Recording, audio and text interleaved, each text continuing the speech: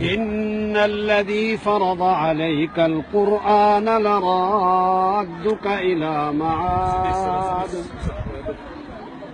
أعوذ بالله من الشيطان الرجيم.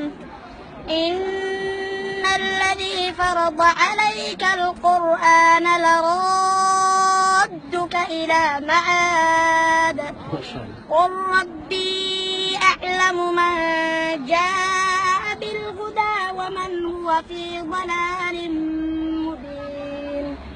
وما كنت ترجو أن يلقى إليك الكتاب إلا رحمة من ربك فلا تكونن ظهيرا للكافرين. ولا يصدنك عن آيات الله بعد إذ أنزلت إليك وادع إلى ربك ولا تكونن من المشركين.